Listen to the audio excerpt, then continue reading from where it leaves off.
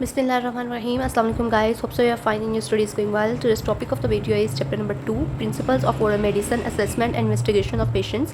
इसमें मैं बताऊंगी आपको कि इंपॉर्टेंट टॉपिक्स कौन कौन से हैं, ठीक है। अगर पावर पॉइंट ऑफ व्यू से देखा जाए तो उसमें इसमें मोस्टली MCQs जो है वो आ सकती है, लेकिन SCQs जो है वो अभी तक नहीं आए, ठीक है।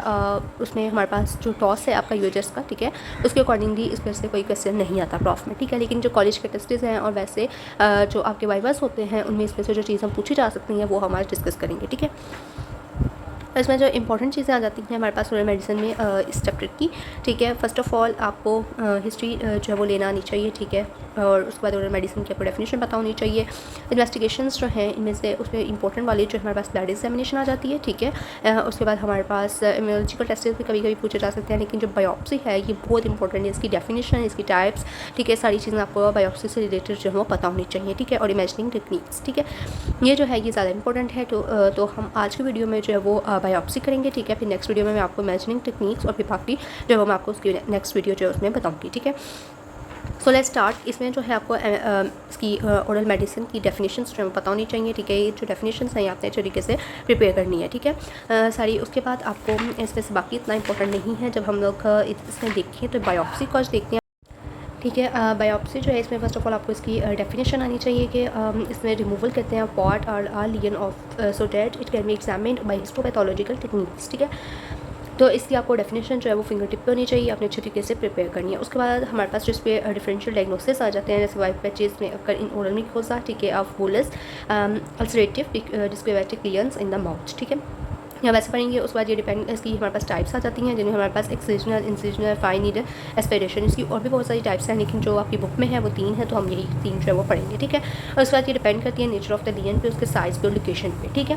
उसके बाद प्रेयर और द बायोप्सी पेशेंट जो है उसको इन्फॉर्म किया जाता है अबाउट की रीज़न क्या है प्रोसीजर की, what to expect, any discomfort, possible complications, ठीक है। ये जो टेबल है ये आपने अच्छे तरीके से प्रिपेयर करना है, ठीक है। उसके बाद जो हमारे पास कैरेक्टरिस्टिक्स ऑफ बायोप्सी है, ठीक है, ये आपको थोड़ा सा पता होना चाहिए, जो मैंने यहाँ पर लिखी है, आप ये नोट डाउन कर लें। Growth rate, bleeding, induration, fixation, ठीक है, ये चीज़ें जो आपको पता होनी चाहिए, ठीक है। उसके बाद इसकी डिटेल करने की ज़रूरत नहीं है, ठीक है, सिर्फ आप इसको पॉइंट्स जो है सिर्फ देख लें, ठीक है। उसके बाद जो हमारे पास बायोप्सी टेक्निक है, इसकी टाइप्स जो आपके पास बुक पे लिखी हुई हैं, ठीक है, आपने यही अच्छे तरीके से प्रिपेयर करनी है, ठीक है। इसमें हमारे पास जो आ जाती हैं उसमें हमारे पास इंसिजनल, एक्सिजनल, ठीक है, फाइन नीडल एस्पिरेशन और फ्रोजन सेक्शन, ठीक है। ये हमारे पास चार्ट जो है वो आपकी बुक में लिखी हुई हैं, वो चार्ट आपने करनी है, ठीक है। उसके बाद जो हमारे पास एक्सिजनल बायोप्सी आ जाती है, इसमें क्या होता है कि जो लियन है वो हमारे पास 1 सेंटीमीटर लेस देन 1 सेंटीमीटर होती है, बेनाइन होती है, ठीक है। और best to remove entirely by the local excision including a small areas of the normal tissues, ठीक है। ये वाली पॉइंट्स जो है आपको याद रखने हैं, बाकी जो है वो आप एक दफ़ा इसको रीड आउट कर देंगे, ठीक है। यानी कि इसके जिसके हमारे पास आ जाता है कि फर्दर बायोप्सी जो है for better taken with the knife, ठीक है, then with the cutting diathermy. After its removal, biopsy specimen should be placed with a minimum delay into a fixative 10% formal saline being the most universally used, ठीक है। ये वाले points आप इसके याद रखेंगे। और मोस्ट इंपॉर्टेंट जो पहली 3 लाइन मैंने आपको बताई हैं वो आपको पता होनी चाहिए, ठीक है। उसके बाद यूजफुल डायग्नोसिस इसकी जो है उसमें हमारे पास इनके स्मॉल सेल्स में स्मॉल लोकलाइज्ड जो सॉफ्ट टिश्यूज स्वेलिंग्स वगैरह होती हैं उनमें इसको हम लोग यूज़ करते हैं, ठीक है। उसके बाद हमारे पास आ जाती है इंसिजनल बायोप्सी, ठीक है। जो हमारे पास इंसिजनल बायोप्सी है, इसमें क्या होता है कि लियन जो है उसका साइज़ जो मोर देन 1 सेंटीमीटर होता है फॉर द मैलिग्नेंट डिजीजेस के लिए, ठीक है। उसके बाद हमारे पास जो इसकी टेक्निक है, ठीक है, ये आपने याद करनी है अच्छे तरीके से, ऊपर वाला बस एक दफ़ा पढ़ लेना अच्छे तरीके से, ठीक है। जो इसकी टेक्निक है ये आपको पता होनी चाहिए कि biopsy lesion of the oral epithelium जो है इसमें एक तो वेज शेप्ड कट लगाया जाता है इनटू अ चूजन एरिया, ठीक है। Complete the triangle by a third cut and then taken off the epithelial layer together with the thickness of the corneum, ठीक है। कॉर्नियम जो हमने पढ़ा था कि ओरल एपिथेलियम की हमारे पास लेयर आ जाती है by threading the nerve below the parallel with the surface, ठीक है। यहाँ तक आपको इसके अच्छे तरीके से टेक्निक जो है वो पता होनी चाहिए, ठीक है। बाकी आप वैसे पढ़ेंगे एक दफ़ा। उसके बाद हम लोग एनेस्थीसिया देते हैं फॉर द बायोप्सी, ठीक है, लोकल एनेस्थीसिया दिया जाता है, ठीक है। ये बस आप याद रखेंगे और बाकी एक दफ़ा पढ़ लेंगे, ठीक है।